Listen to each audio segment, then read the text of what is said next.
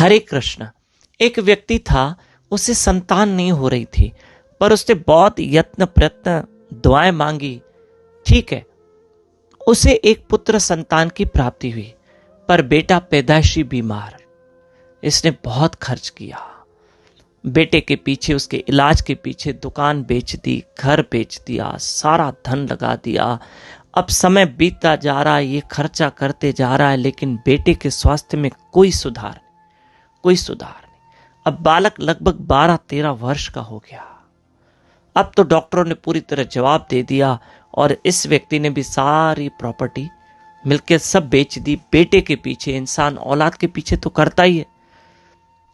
जब बेटे की मृत्यु नजदीक थी और बेटा 12-13 साल का, तब वो बेटा कह रहा है, पिताजी एक बात कहूं, आप दुखी मत होना। आपने मेरे पीछे बहुत मेहनत की, बहुत खर्चा किया, आपको मेरी वजह से बहुत कष्ट मिला। मैं आपको एक बात बताता हूं, मरने से पहले मैं आपको एक बात बता के जाता हूं। मैं आपका बेटा नहीं हूं, मैं आपके कर्म का फल हूं। कैसा कर्म? पिताजी, पिछले जन्म में आप और मैं दोनों दोस्त थे। मैं धनवान था। एक बार मैं एक बहुत बड़ा भैंसा लाया था, मुझे उसकी बलि चढ़ानी थी, पर मैं भैंसे को तो लेकर आया और मैंने सोचा, जब मैंने उस भैंसे को देखा उस मूक प्राणी को, तो मुझे दया आ गई कि मैं इसकी बलि नहीं चढ़ाऊंगा, और मुझे उस भैंसे के ऊपर दया आ गई।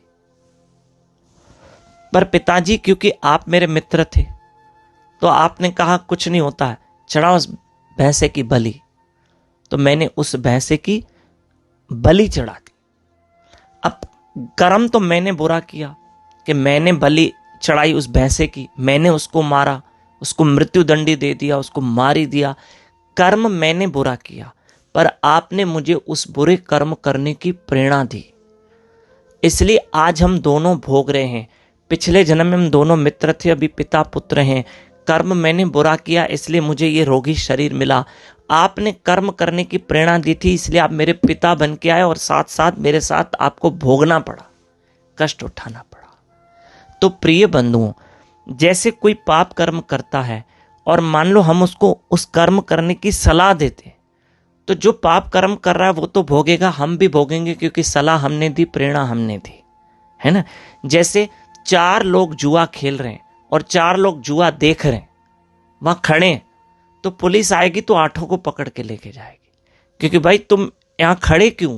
क्योंकि यहां कोई गलत काम हो रहा है, जुआ चल रही है, लोग वहां जुआ खेल रहे हैं, दारू पी रहे, तुम खड़े हो, तो चलो तुम भी अंदर।